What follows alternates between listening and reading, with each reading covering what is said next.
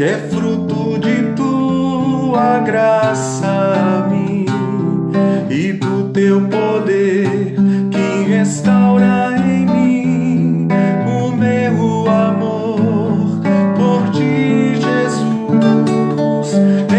Engrandecerei e exaltarei teu nome diante dos reis e dos poderosos. Eu louvarei a ti, Jesus. Engrandecerei e exaltarei teu nome diante dos reis e dos poderosos. Eu louvarei a ti, Senhor.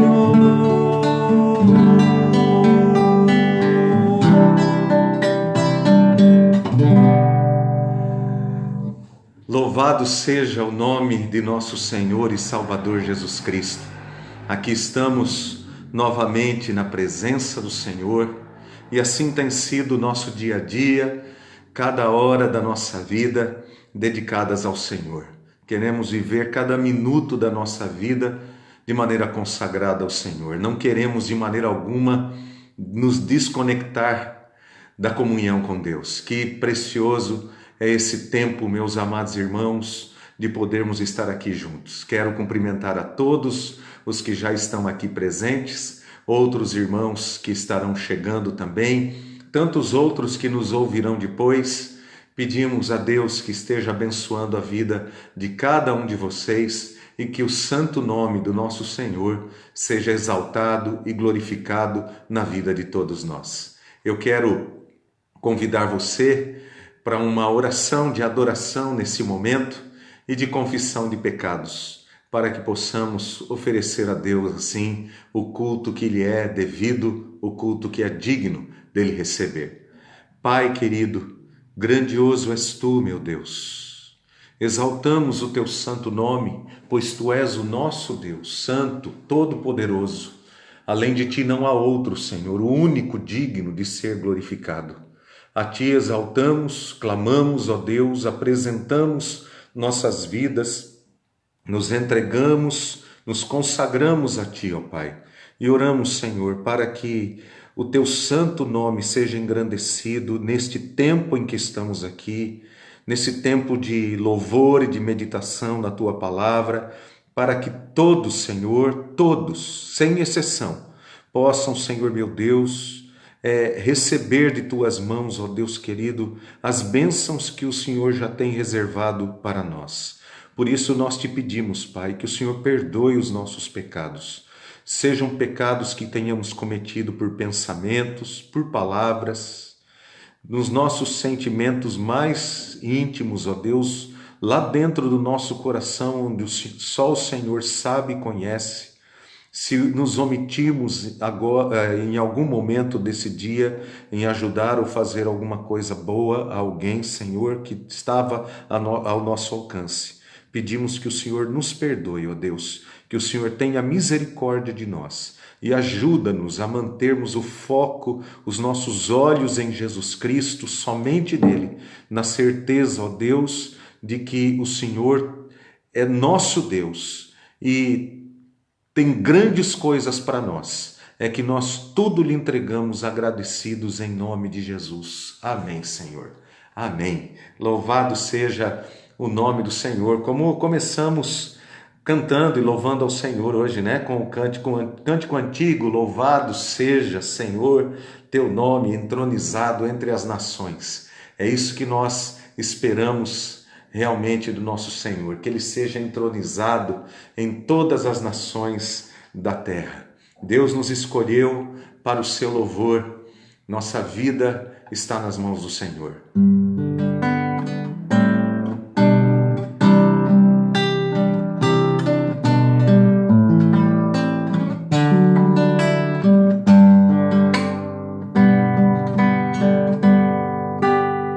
Para teu louvor, tu me escolheste, Senhor.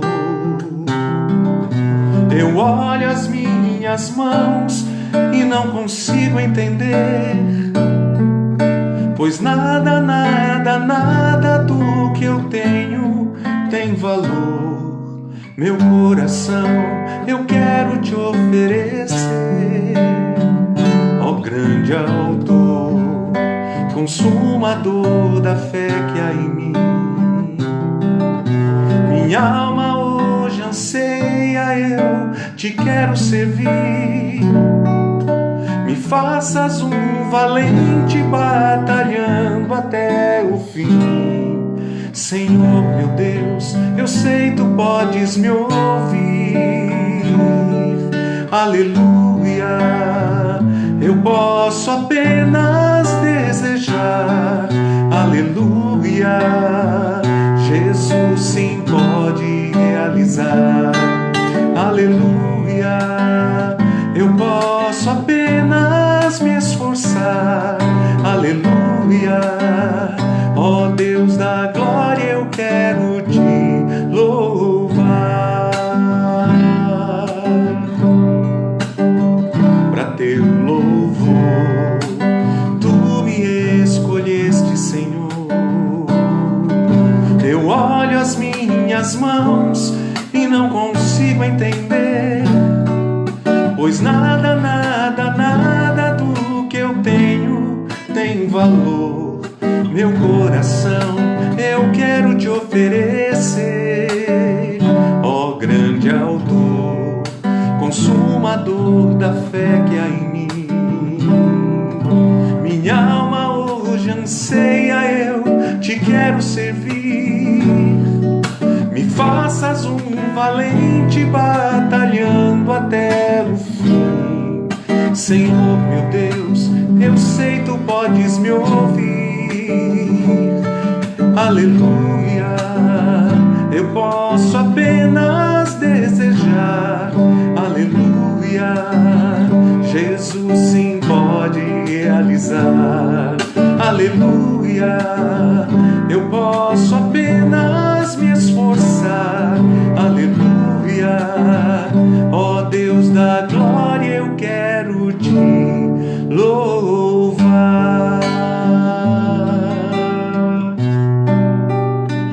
Nada posso esconder, que não sou nada sem ti, fiel Senhor.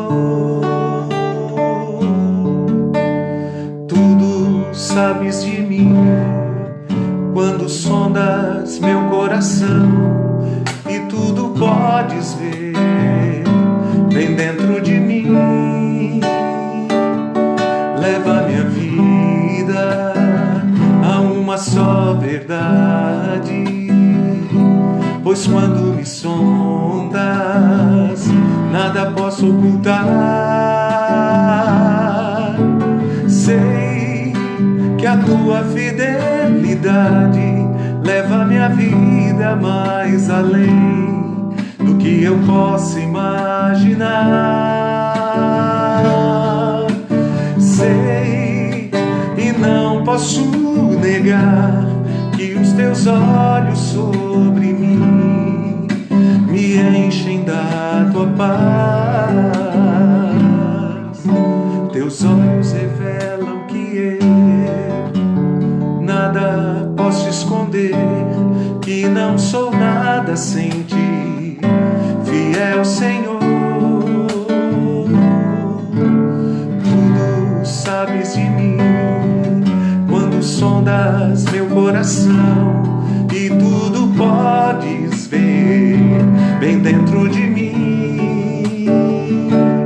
Leva minha vida a uma só verdade, pois quando me sondas, nada posso ocultar. Sei que a tua fidelidade leva minha vida mais além do que eu posso imaginar. Sei e não posso negar que os teus olhos sobre mim me enchem da tua paz.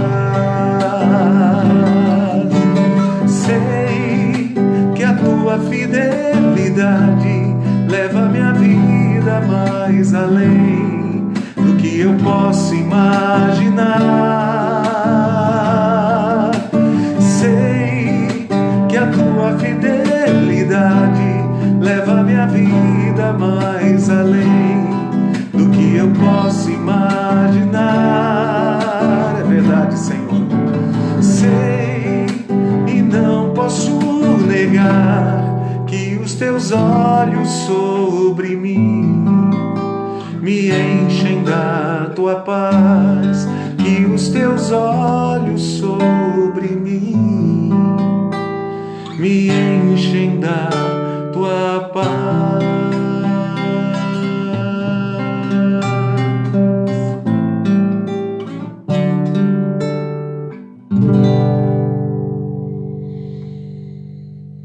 Glórias ao nome do Senhor, porque Ele é a nossa paz. Nosso Senhor Jesus Cristo é a nossa paz. Que maravilhoso é saber, queridos irmãos, amigos, que os olhos do Senhor estão sobre nós, que os olhos de Deus estão sobre nós. A Bíblia Sagrada diz que os olhos do Senhor repousam sobre os justos. Que bênção maravilhosa! Que bênção, queridos. Eu quero ler aqui para um momento de oração o Salmo 80, os primeiros versículos do Salmo 80, chamando a nossa atenção para aquilo que nos diz a voz do Senhor através da sua bendita e santa palavra. Escuta-nos, pastor de Israel, tu que conduzes José como um rebanho, tu que tens o teu trono sobre os querubins, manifesta o teu esplendor diante de Efraim, Benjamim e Manassés. Desperta o teu poder e vem salvar-nos. Restaura-nos, ó Deus. Faze resplandecer sobre nós o teu rosto para que sejamos salvos. Ó Senhor, Deus dos exércitos, até quando arderá a tua ira contra as orações do teu povo? Ó Senhor, todas as tribos de Israel estavam com os seus olhos fixos no Senhor, queridos. O salmista, ele expõe aqui algumas das tribos. Ele fala da tribo de José, da tribo de Efraim, da tribo de Benjamim, da tribo de Manassés.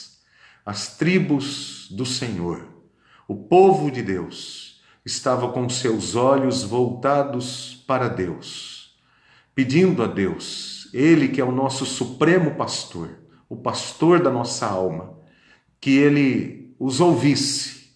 Da mesma maneira, nós também pedimos ao nosso pastor, o bom pastor, nosso Senhor Jesus Cristo, que disse: eu sou o bom pastor, eu conheço as minhas ovelhas. A esse pastor é que nós nos dirigimos, a esse pastor é que nós clamamos: escuta, pastor de Israel, escuta, pastor da igreja, tu que conduzes a tua igreja, o teu rebanho. Ó Senhor, o teu trono está acima dos querubins, Senhor.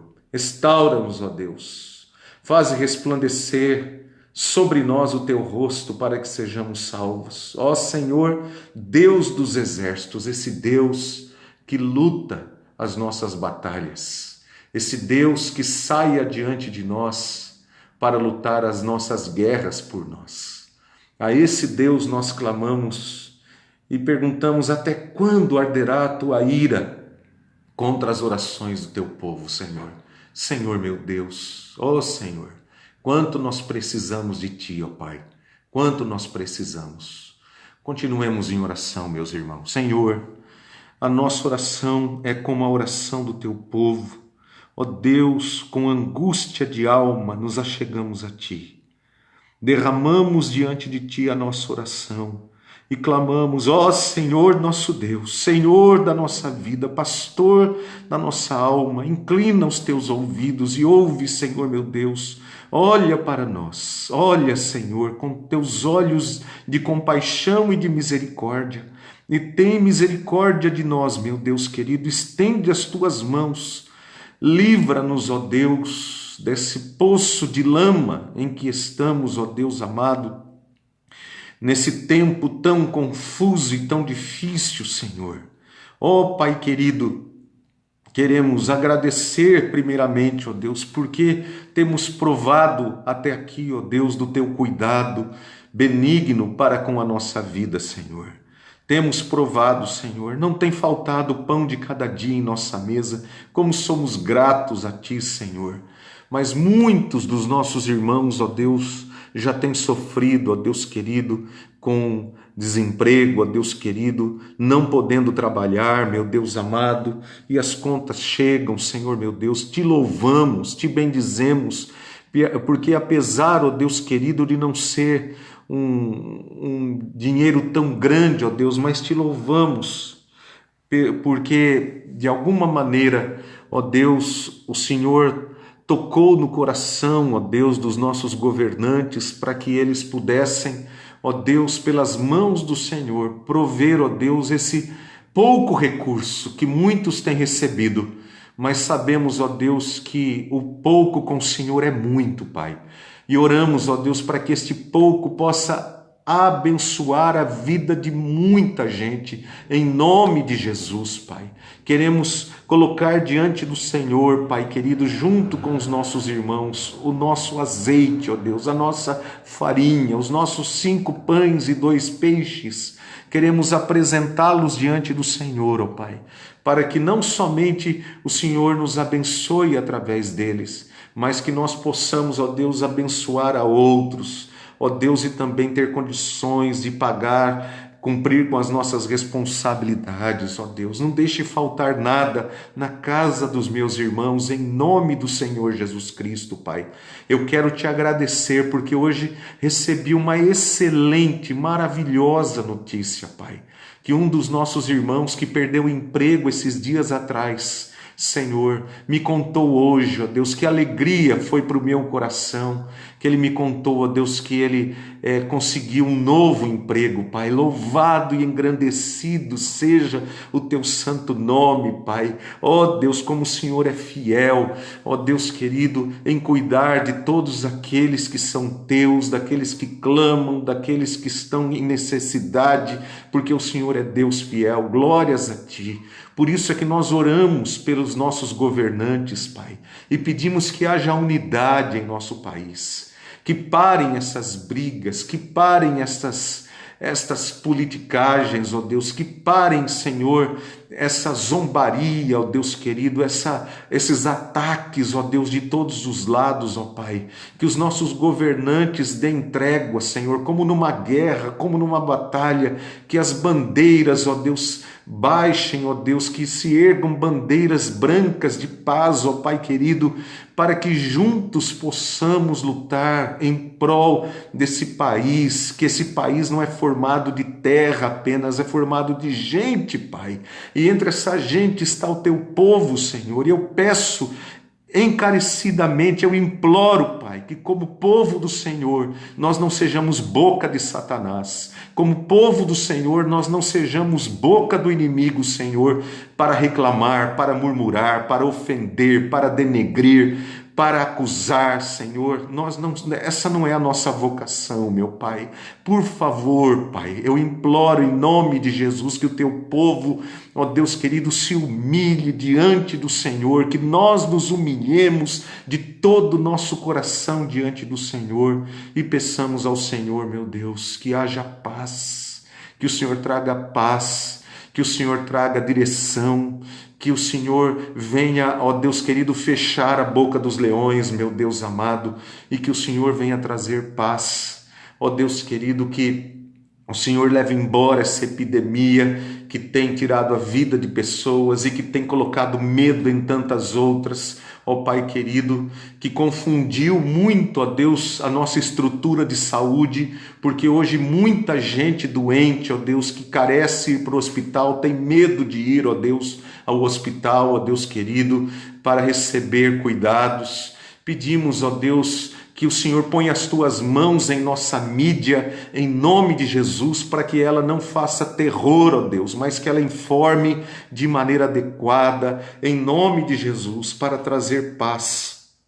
Oramos, ó Pai querido, também que o Senhor abençoe todos os profissionais da saúde, da segurança pública, pelas nossas autoridades todas, ó Deus, mais uma vez eu Te peço, por todos os trabalhadores deste Brasil, para que, ó Deus querido, ó Senhor, essa epidemia cesse em nome de Jesus, todos possam voltar ao trabalho, ó Deus querido, sem prejuízos maiores, ó Deus. Tem misericórdia, ó Deus, dos nossos médicos, ó Deus, do trabalho deles, dos enfermeiros, ó Deus querido, tem misericórdia, eles que estão mais diretamente ali envolvidos, os nossos policiais, os nossos bombeiros, ó Deus, estende as mãos sobre eles, abençoe os medicamentos que estão sendo testados para que sejam bênção na vida das pessoas, abençoe os cientistas que estão correndo atrás de uma vacina, concedendo-lhes sabedoria, meu Pai, para que consigam, Senhor meu Deus,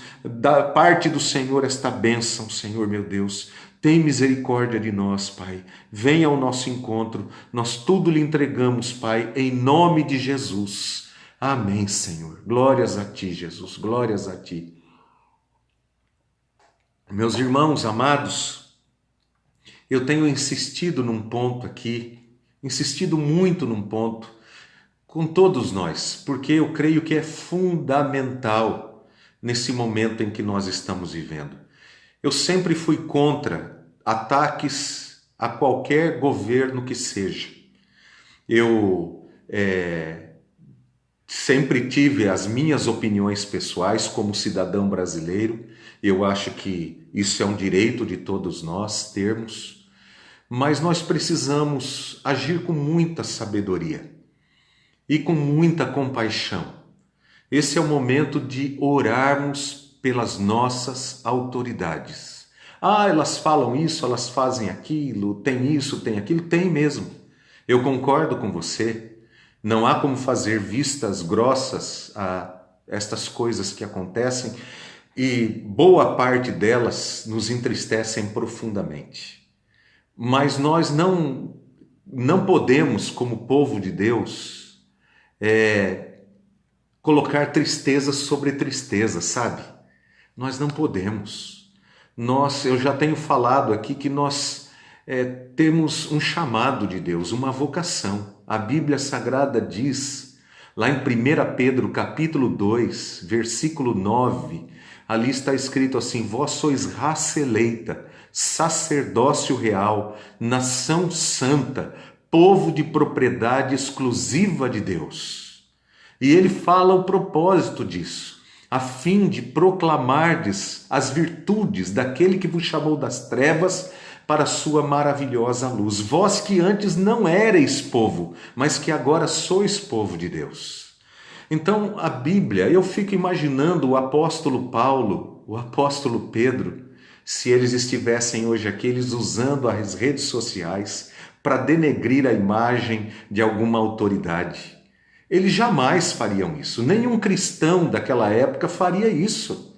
Porque quando nós conhecemos os mandamentos de Deus, meus irmãos, e temos um compromisso com os mandamentos do Senhor, quando nós entendemos que não há autoridade, não são as autoridades que nós escolhemos ou que nós prestigiamos, mas a Bíblia diz claramente: não há autoridade que não proceda de Deus. Se alguém disser isso tentando deturpar o texto bíblico, está indo contra o que Deus mandou que escrevesse. E a Bíblia Sagrada diz que nós não podemos tirar um i ou um tio da lei do Senhor, da palavra de Deus. Nós não temos esse direito. Não é uma questão de nós gostarmos ou não gostarmos, concordarmos ou não concordarmos, mas nós não temos, como povo de Deus, a vocação, não é a nossa vocação estarmos usando as nossas mãos, os nossos lábios para atacar as nossas autoridades. Não temos. Um dia o apóstolo Paulo, sem o saber, ele chamou uma autoridade de Israel de parede branqueada. Leia lá o texto de Atos, leia o livro de Atos que você vai ver isso. E ele levou uma bofetada no seu rosto quando disse isso. E ele não entendeu. E daí disseram: você não pode chamar um sacerdote, um sumo sacerdote assim. Você não pode ir contra um sumo sacerdote dizendo assim. E ele pede perdão porque ele não sabia que era uma autoridade do povo. Ainda que aquela autoridade estivesse ali fazendo algo que não deveria fazer. Quem julga, Quem julgará as autoridades é Deus. Ou no dia que você for votar lá na urna, você escolhe outro, não tem problema. Você diz, eu não gosto desse, eu gosto daquele, é um direito. Nós vivemos num país democrático. Mas a nossa vocação é orar. Orar. Nós não somos, irmãos, acusadores. Ser acusador, a palavra diabo significa acusador, diabolos, significa acusador. E nós não somos acusadores, nós não fazemos isso, nós não julgamos ninguém antes que apareçam, antes que as pessoas tenham condições de se defender. Não estou aqui em nome do Senhor Jesus Cristo, por favor, eu quero que você entenda. Eu não estou aqui falando em nome de A ou de B. Não. Já tive já tivemos em nossos governos pessoas que eu particularmente tinha todas as minhas razões ali para dizer, olha, eu não concordo, não gosto desse tipo de governo, acho que está errado, mas eu orava por eles. Não era porque eu era bom, não. Longe de mim pensar isso de mim mesmo. Era porque eu entendia que da parte de Deus era essa a minha postura como filho de Deus, como cristão, como homem de Deus. E essa deve ser a nossa postura. Me perdoem gastar esse tempo aqui, porque, queridos irmãos, esse tipo de coisa que muitos têm feito atrai ainda mais o mal. O mal se alimenta do próprio mal que está dentro de nós. O mal se perpetua não só nas esferas lá do governo. Não é só lá, mas ele se alimenta do mal que está aqui dentro de mim. E se eu contribuo para esse mal crescer cada vez mais, é isso que nós vamos colher. Nós colhemos o que nós plantamos. Então, oremos. Sabe por quê? Quando nós oramos, nós entregamos os nossos líderes, nós entregamos as pessoas a Deus. E Deus as julgará conforme o seu reto juízo, e Deus trará a verdade à tona, custe o que custar, for o tempo que for. As verdades virão à tona, querido. Nós nada podemos contra a verdade. Não há nada encoberto que não venha a ser revelado, porque Deus é luz. Então é necessário que nós hajamos como filhos da luz, não é? Falando a verdade, respeitando as pessoas e orando por elas sempre e pedindo a Deus que Deus seja glorificado com a verdade que virá, e seja na vida de quem for, tanto naquele que hoje você defende, que amanhã pode estar errado, quanto na vida daquele que hoje você ataca e amanhã ele pode estar certo. Essa é uma verdade, porque não somos nós que determinamos onde está a verdade. A verdade, nós não podemos nada contra ela. Ela vai aparecer uma hora ou outra, e que Cristo seja glorificado, tá bom? Me perdoem essa digressão, mas ela era importante para esse momento aqui em que nós acabamos de orar. E agora nós vamos ao estudo de hoje, tá bom? Vamos ao estudo de hoje, que eu quero convidar você para abrir sua Bíblia em Colossenses capítulo 3, verso 12. Nós vamos falar hoje sobre benignidade. Benignidade. Às vezes é difícil até para as pessoas falarem esta palavra, né? Benignidade, com G mudo. Colossenses 3,12. Me permitam ler hoje esse texto na Bíblia, na versão revista e corrigida, porque ali traz exatamente esse termo. Colossenses 3,12 está escrito assim: revesti-vos, pois, como eleitos de Deus, santos e amados, de entranhas de misericórdia, de benignidade, humildade, mansidão, longanimidade. Vou repetir a leitura de Colossenses 3,12. Revesti-vos, pois, como eleitos de Deus, santos e amados, de entranhas de misericórdia, de benignidade, humildade, mansidão, longanimidade. Que Deus abençoe o estudo da palavra nesta noite. O desejo de todo cristão, meus irmãos, é assemelhar-se ao Senhor Jesus Cristo. Esse desejo é algo plantado dentro de nós pelo Espírito Santo que veio habitar em nós. Quando Cristo subiu aos céus, enviou o Espírito Santo e ele veio habitar naqueles que creram em Jesus Cristo. O homem natural, ele não tem esse desejo de ser semelhante a Cristo. Por isso ele não busca isso na sua vida. Para ele isso não importa. Aliás, chega até a ser loucura para o homem natural, de acordo com aquilo que o apóstolo Paulo nos ensina em 1 Coríntios capítulo 2. Mas para o cristão, para aquele que nasceu de novo pelo poder do Espírito Santo, esse é o grande alvo da sua vida, ser semelhante a Jesus. E a benignidade é um dos aspectos do fruto do Espírito, conforme o apóstolo Paulo escreveu em Gálatas capítulo 5, versículos 22 e 23. Então ali está, entre aqueles gomos, se a gente pode dizer assim, do fruto do Espírito, está ali um dos aspectos, um dos gomos, que é a benignidade. Portanto, um dos traços de caráter de Cristo é a benignidade.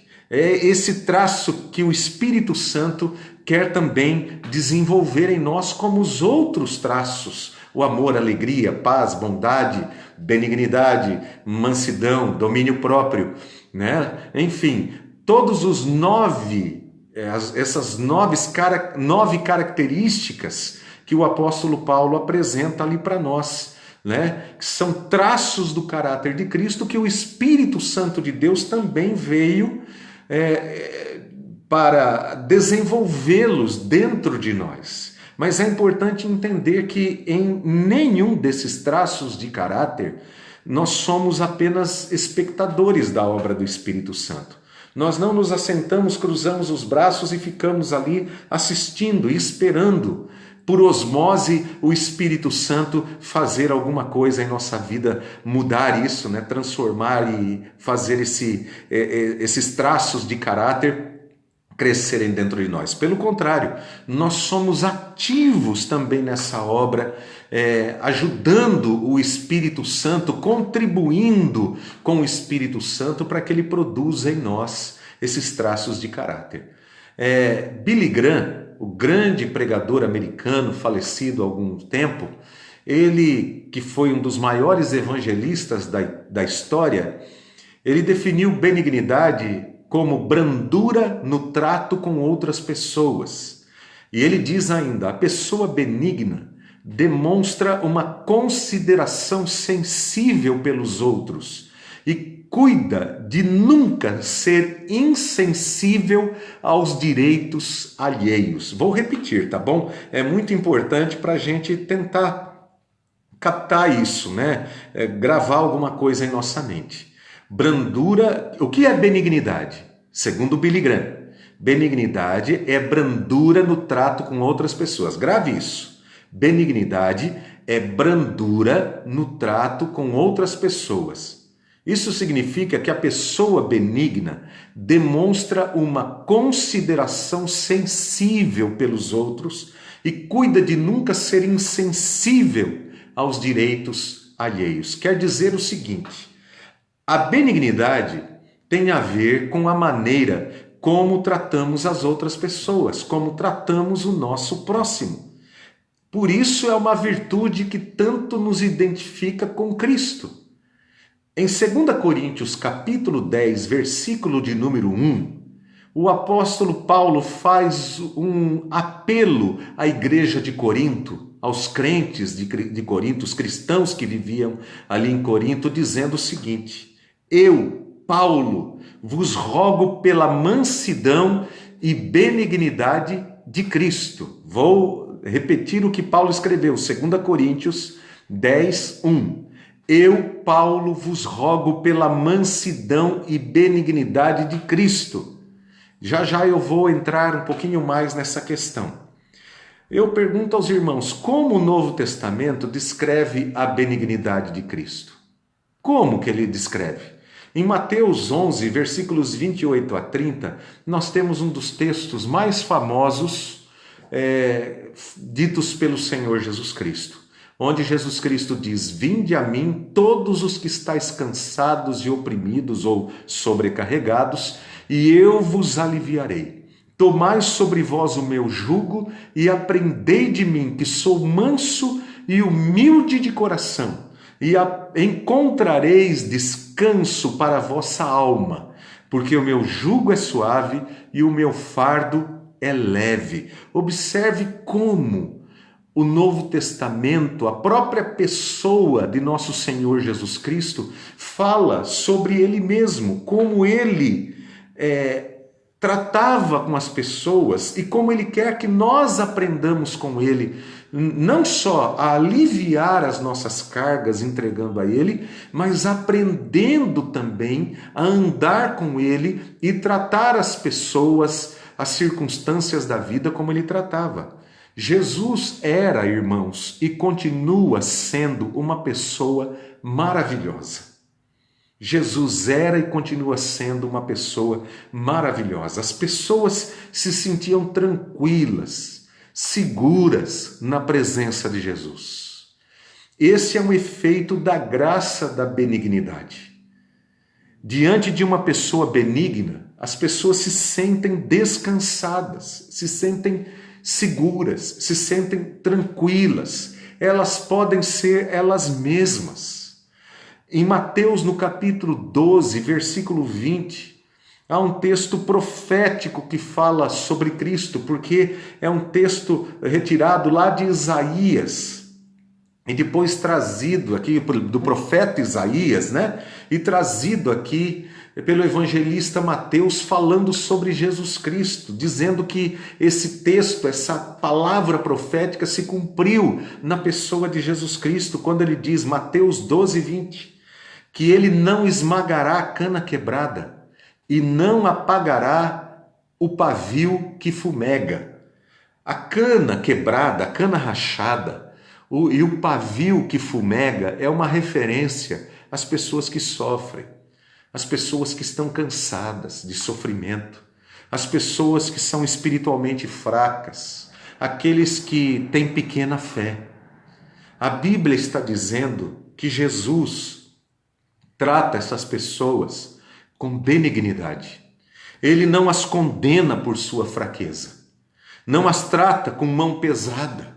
Pelo contrário, ele as trata com benignidade. Ele as acolhe até que a verdadeira necessidade delas seja exposta, estejam abertas para receber a ajuda que tanto precisam. Era sobre essa benignidade que o apóstolo Paulo falou aos Coríntios no texto de 2 Coríntios 10, 1. Preste atenção, eu vou citar o texto novamente. Eu, Paulo, vos rogo pela mansidão e benignidade de Cristo. A palavra rogar usada aqui por Paulo é apelar. Eu apelo a vocês. É o que Paulo está dizendo. Eu apelo a vocês. Preste atenção nisso. Ele poderia dizer, como apóstolo que era, pela autoridade que lhe foi delegada pelo Senhor Jesus Cristo, ele poderia simplesmente dizer, eu exijo de vocês. Mas ele não usa essa expressão. Em lugar de dizer eu exijo, ele diz eu apelo a vocês, eu apelo. Por quê? Porque ele esperava que os cristãos lá de Corinto agissem de conformidade com a fé que eles professavam em Jesus Cristo, com o modelo que eles viram em Jesus Cristo.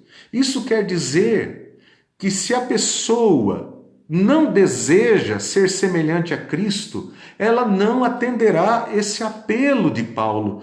Eu apelo a vocês, meus irmãos, pela mansidão e benignidade de Cristo. E o que ele vai apelar? Ele vai apelar para a maneira como nós devemos tratar uns aos outros. Sejam os nossos irmãos na fé, seja o nosso próximo. Por quê?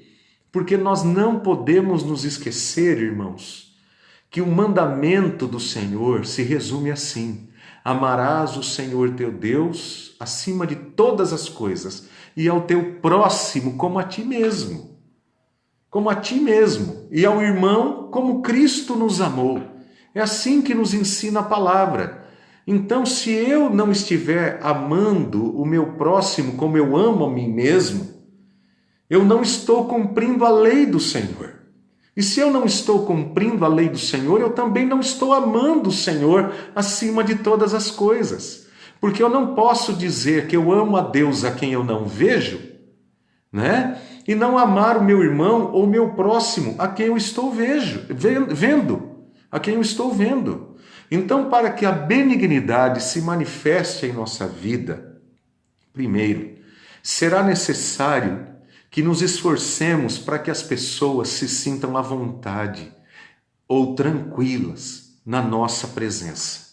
Isso vai depender muito da liberdade que damos às pessoas para elas expressarem seus sentimentos, expressarem as suas opiniões e da nossa sensibilidade para ouvi-las, sem juízo prévio, sem barreiras em nós mesmos. Isso porque, em geral, existe muita intransigência no nosso coração. Nós queremos que a nossa opinião, queremos que a nossa vontade prevaleça. E é isso que faz com que pessoas se degladiem umas com as outras. É impressionante como há um acirramento desse tipo de personalidade hoje, seja na política, seja na religião, nas coisas mais simples, como as pessoas não conseguem respeitar umas às outras, ouvirem umas às outras, dialogarem umas com as outras. Estamos perdendo cada vez mais a sensibilidade. Isso significa que a iniquidade tem aumentado e o amor tem diminuído.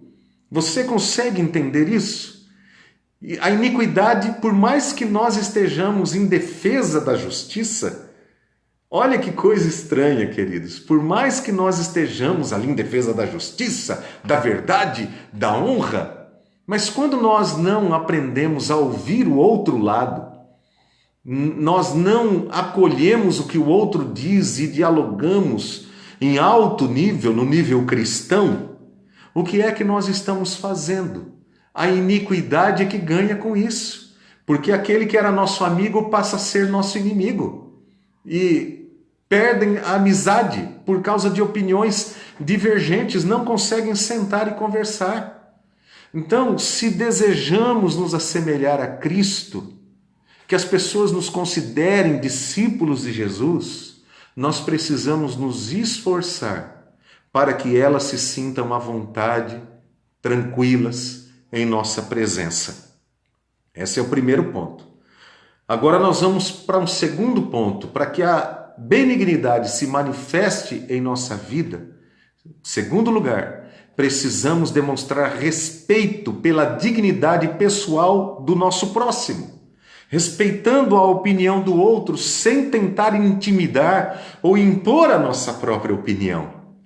Se houver algo no outro que tenha que mudar por ele estar errado, não será porque nós estamos impondo e forçando sobre ele a nossa opinião, mas será pela nossa atitude benigna para com ele, esperando a ação bendita do Espírito Santo na vida desta pessoa. Porque nós não temos condições de convencer ninguém, irmãos, nem por argumentos, por nada. Quando as pessoas elas têm a sua própria visão, elas estão sentadas em cima da sua própria verdade, nós não temos condições de convencer as pessoas. Nós podemos dialogar respeitando o outro. Eu já falei isso daqui uma vez na igreja. Eu tinha um grande amigo quando eu estava no seminário. Ele era meu amigo antes de eu ir para o seminário. Nós morávamos na mesma cidade, lá em Mineiros do Tietê, onde meus pais moravam, e esse meu amigo era espírita.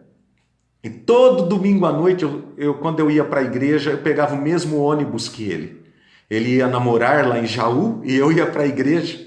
E nós tomávamos o mesmo ônibus, íamos juntos. Não era longe, era perto, era uns 25 minutos de distância apenas de Jaú a Mineiros do Tietê, mas nós sempre nos sentávamos juntos ali quando nós nos encontrávamos e íamos conversando. E nós conversávamos sobre Deus. Ele falava a maneira como ele entendia e eu falava a maneira como eu entendia biblicamente.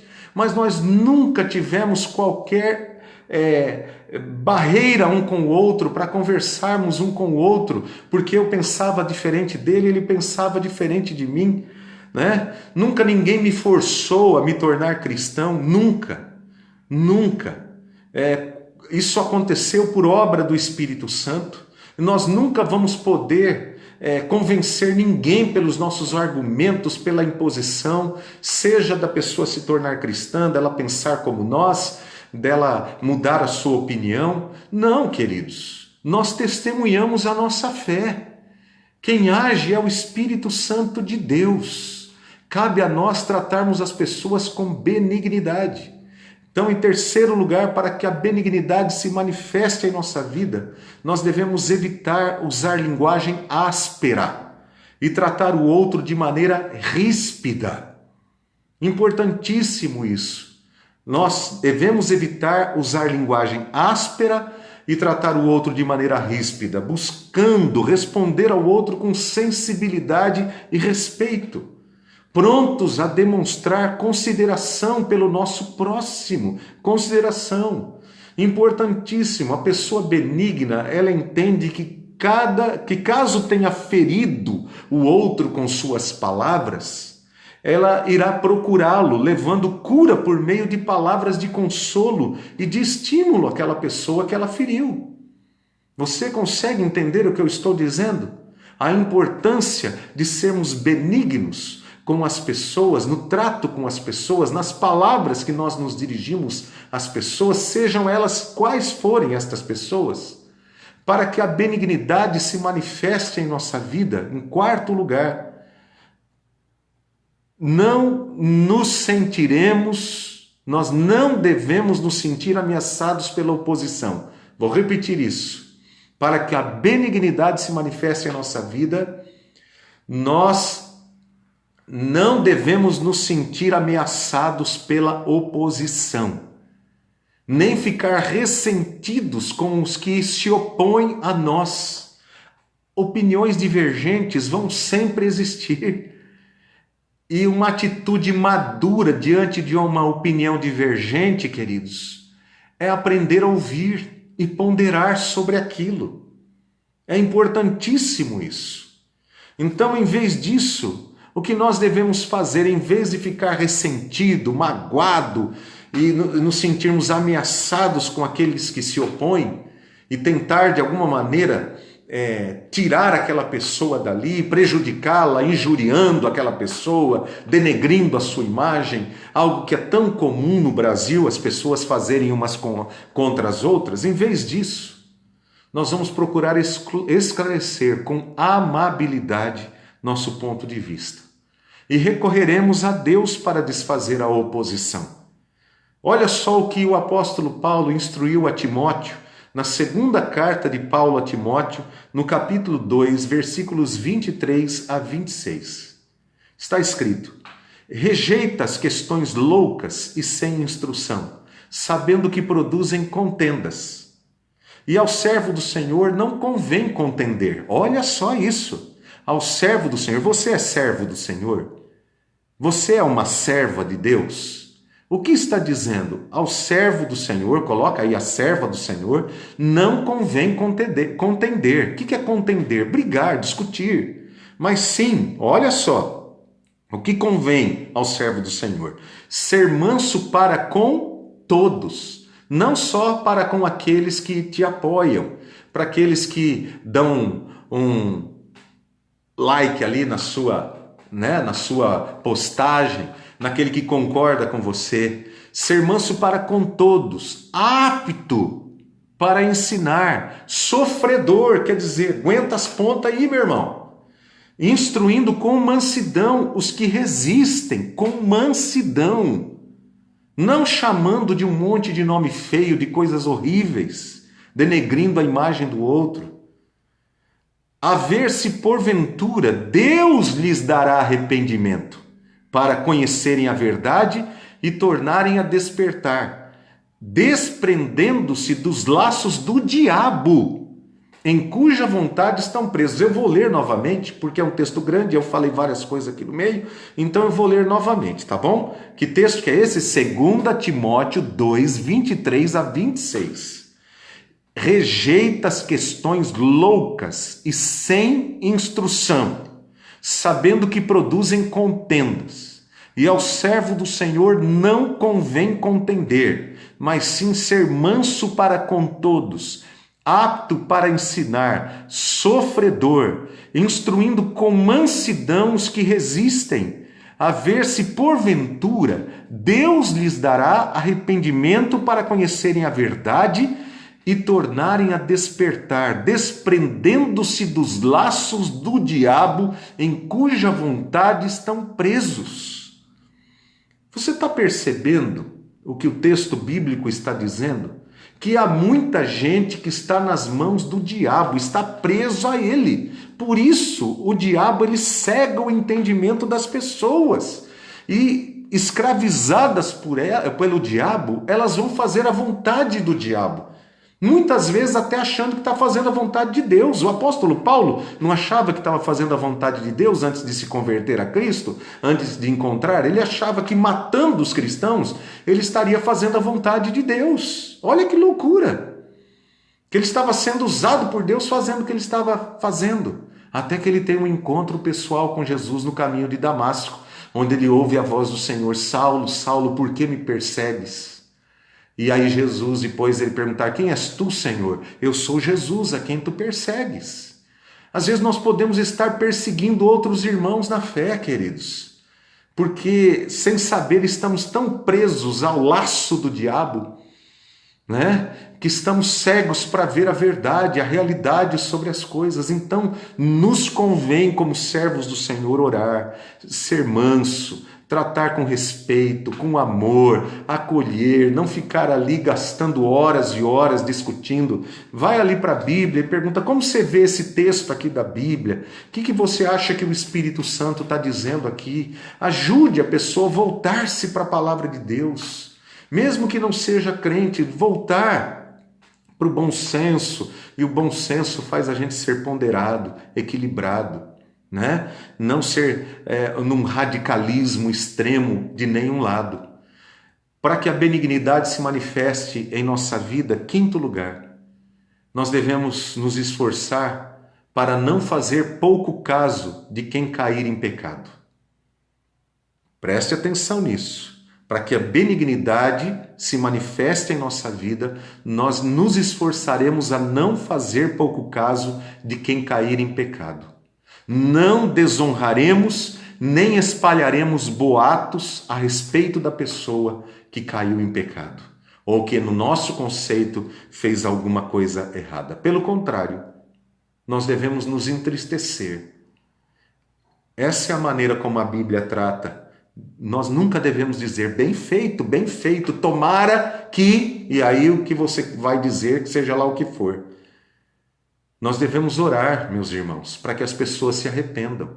Eu fico imaginando um opositor do Lula orando pela conversão do Lula, um crente que defende o Bolsonaro orando pela conversão do Lula, e um crente que defende o Lula orando pela conversão do Bolsonaro. Será que algum desses irmãos orariam por esse ou por aquele? Pensa bem nisso.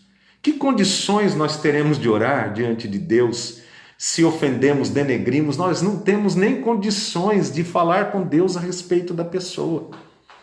A respeito da pessoa.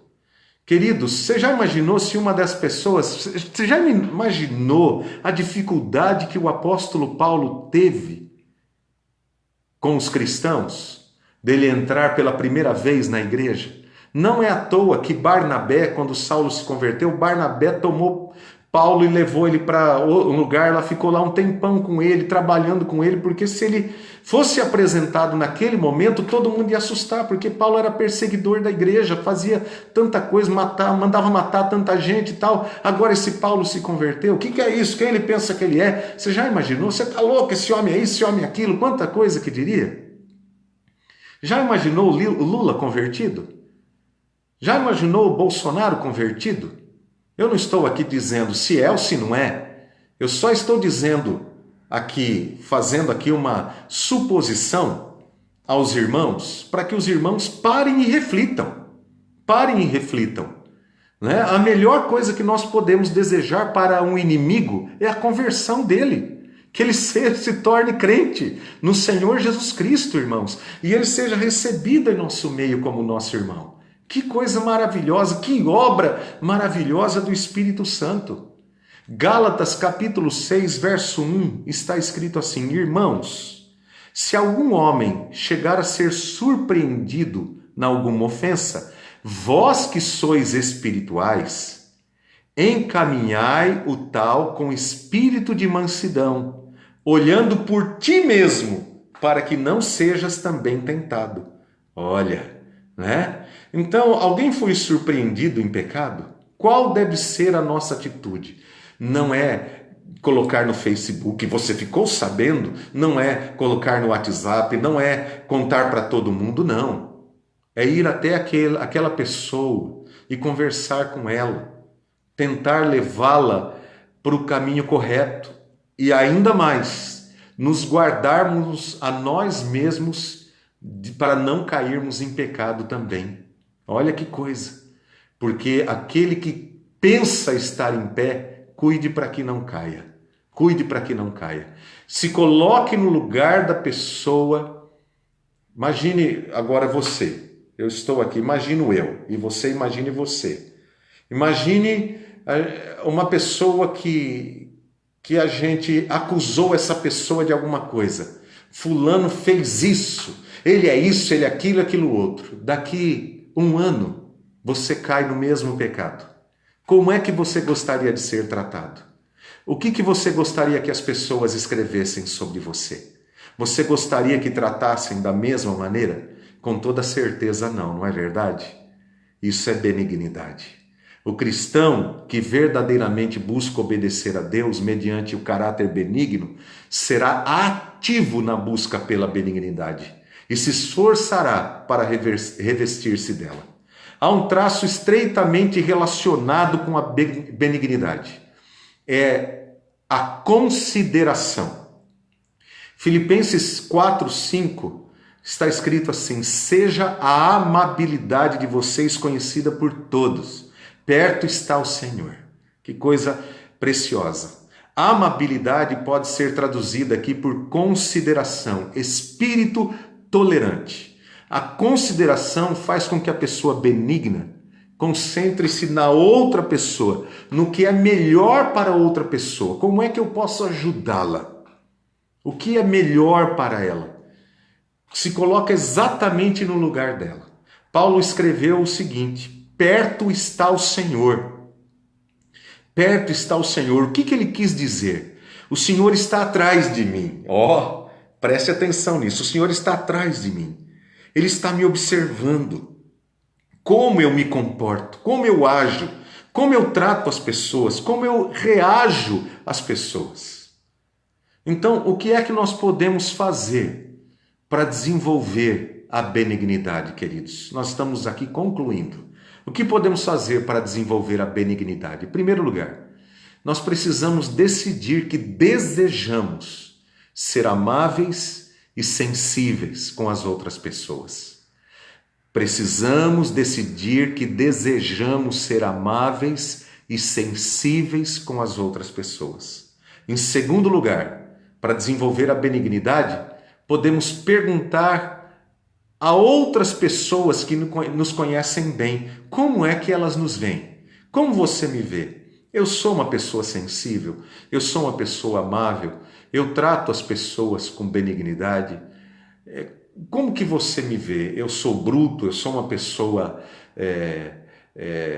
que nem costumam dizer hoje, eu sou um ogro, né? Como que eu sou? Eu consigo ouvir o que as outras pessoas estão me dizendo? Eu tenho facilidade, ou eu crio barreira, eu já quero impor a minha opinião, quero mostrar que eu estou certo, né? Pergunte às outras pessoas que te conhecem bem, como elas te veem.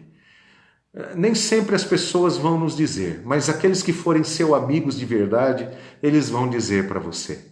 Eles vão ter liberdade para dizer. E diga, para ajudar também, olha, diga, pode falar, eu estou aqui para ouvir, por favor. É até uma maneira de você ajudar a outra pessoa. Quando a pessoa se abre para isso, é uma maneira de você ajudar a outra pessoa a mudar, a ver aqueles pontos que estão errados na vida dela, para que ela consiga lidar com aquilo, porque é uma luta que ela tem dentro dela. Todos nós temos lutas dentro de nós, com a velha natureza. E todos nós precisamos da ajuda uns dos outros. Isso é fundamental para a nossa vida cristã, para que Cristo cresça e nós diminuamos. Em terceiro lugar, para desenvolver a benignidade, nós devemos pedir ao Espírito Santo que ele nos conscientize de situações específicas nas quais deixamos de agir com benignidade ou consideração. Só assim seremos impulsionados a orar com fervor. Queridos irmãos, o Espírito Santo de Deus, ele habita em nós. Ele habita em nós, ele nos ajudará. É prazer do Espírito Santo nos ajudar. Eu sei, é verdade, tenho certeza que muitos estão pensando assim. Pastor, mas não é fácil não abrir o coração com alguém e falar. Deus nos deu a igreja para isso, mas nem sempre nós encontraremos nos irmãos, em todos os irmãos, esse tipo de acolhimento. Mas Deus é tão bom, querido, que Ele vai colocar pessoas ali dentro da igreja que nos ajudarão. Eu me lembro com muito carinho de um senhor, né, que foi fundamental. Eu falei outro dia de um aqui, hoje eu vou falar de outro. Foi um presbítero também, na igreja, em uma das igrejas que eu pastoreei. Aliás, eu posso dizer de dois aqui. Um que é um amigo muito pessoal, muito querido, um presbítero, mas muito querido mesmo. Eu não vou citar o nome aqui agora, mas esse amigo muito querido, em momentos que a gente estava atravessando situações difíceis, às vezes na vida da igreja, ali em reuniões difíceis da gente lidar, ele sentava comigo, ele conseguia me fazer refletir. A bondade dele, a compaixão dele para comigo. Ele tem mais ou menos a mesma idade que eu. Mas a bondade dele, o amor dele, a paciência dele, a maneira como ele tratava com as coisas, e trata ainda até hoje, né, com as coisas de uma maneira tão cristã. Às vezes ele chorava diante de mim, aquilo quebrava o meu coração. Louvo a Deus pela sua vida, meu amigo querido, meu irmão amado. Você sabe, porque eu já disse isso a você várias vezes, o quanto você é precioso para mim. E também um outro irmão que já está na glória há muito tempo. Esse amado irmão, no início do meu ministério, eu me lembro que na casa dele ele tinha um quintal, ele teve um derrame. Quando eu o conheci, ele já havia tido esse derrame, tinha muita dificuldade, inclusive, para falar, para andar. E nós íamos lá no fundo do quintal da casa dele, tinha um tronco que parecia um banco lá no fundo do quintal, e ali eu sentava com ele conversava comigo. Eu era um jovem pastor e precisava de muita ajuda, de muito conselho, de homens de Deus mais velhos do que eu, precisava aprender. E eu louvo a Deus pela vida daquele presbítero, pela paciência que ele teve comigo, o amor, quantas vezes ele orou comigo, chorando ali comigo e me tratando como se eu fosse um filho dele. Mas Deus tem pessoas tão preciosas, né, irmãos, que marcam a nossa vida. Que você seja alguém assim, alguém precioso, que vai marcar a vida de outros positivamente, que você seja essa pessoa benigna do Senhor na vida de outras pessoas. Que o Senhor nos ajude, que o Senhor nos faça crescer e aumentar no amor uns para com os outros. Que Deus abençoe você, meu amado irmão. Eu quero também, no final agora aqui, antes de orar, avisar novamente, né? Domingo agora, nossa igreja voltará ao culto presencial no domingo à noite, às 7 horas da noite. Porém, nesse domingo, como será o primeiro domingo que nós estamos voltando, nós estamos orientando a igreja que somente participem deste primeiro culto os líderes, presbíteros, diáconos, professores de escola dominical, presidentes de sociedades e de ministérios. Por que nós estamos fazendo isso? Porque vai ser um culto experimental. Nós poderemos receber apenas 50 pessoas, né? Nós fizemos as contas ali, tudo, vendo a questão do distanciamento que é exigido para que a gente possa iniciar.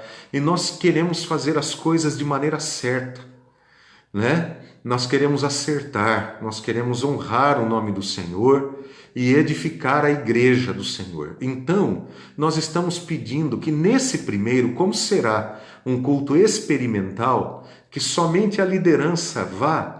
Porque se a gente precisar fazer algum movimento, alguma coisa ali, se a gente observar depois que teve alguma coisa que nós precisamos mudar para receber melhor os demais irmãos que irão nos outros cultos depois, para ver se deu certo, se não deu, fica mais fácil da gente tratar com a liderança que vai também estar nos ajudando a pensarmos juntos, tá bom? É só por causa disso. Não há outra coisa além dessa, tá bom? Na quarta-feira da semana que vem, dia 6 de maio, será também o nosso primeiro culto lá na igreja, às 8 horas da noite. Então começa agora domingo às 7 horas e na próxima quarta às 8 horas. Também sempre será para 50 pessoas somente, porque não há possibilidade de colocarmos mais pessoas lá dentro. Então, nós estaremos transmitindo o culto direto de lá pelo YouTube. No domingo de manhã, continuamos aqui no Facebook, tá bom? Continuamos aqui, porque não teremos escola dominical por enquanto. Por enquanto é só o culto de quarta à noite, às 8 horas da noite, e domingo à noite, às 7 horas da noite. Nós vamos informando os detalhes maiores, né? Nós vamos informando aos membros da igreja através do WhatsApp, do grupo dos membros da igreja. Nós vamos informando a todos os mínimos detalhes, né? Nós vamos ali informando aos irmãos e pedimos aos amados que também vão informando aos demais irmãos que talvez não tenham WhatsApp, né? Que nós temos vários irmãos aí que ainda não utilizam o aparelho celular, esse mais moderno, né? Então, que Deus nos ajude, orem por nós, para que possamos fazer tudo certo e errar o mínimo para a glória do Senhor, porque nós não queremos errar, mas se alguma coisa acontecer errada, que seja assim, realmente, porque foi alguma falha, alguma coisinha que nós deixamos de observar sem querer fazer isso, né? Que Deus abençoe a todos, queridos. Vamos orar? Vamos orar e nós vamos estar encerrando esse tempo juntos. Pai, eu quero agradecer por poder compartilhar a palavra do Senhor com todos e por agora, Senhor meu Deus, nos despedirmos aqui. Eu peço ao Senhor que esteja abençoando a todos os irmãos, amigos, ó Pai querido que tem estado conosco aqui, ó Deus, nos acompanhando em todos os cultos, em todos os estudos da palavra do Senhor. Peço que o Senhor abençoe a todos e que o Senhor os ajude em cada uma das suas necessidades. Também eu peço, ó Deus querido, que aqueles irmãos que irão continuar nos acompanhando através do YouTube, ó Deus, que eles também possam estar acompanhando as mensagens que traremos no Facebook, passando os demais recados também, e os irmãos da igreja também, amados da segunda igreja presbiteriana de São José do Rio Preto, Pai. Abençoe, Senhor, para que juntos possamos crescer, que Cristo cresça cada dia mais em nossa vida e que nós diminuamos, Pai, em nome de Jesus. Que a graça maravilhosa de nosso Senhor e Salvador Jesus Cristo, o amor de Deus, nosso eterno Pai, a comunhão e o consolo do Espírito Santo sejam convosco e com todo o povo de Deus, hoje e para todos sempre. Amém. Que Deus os abençoe, meus queridos.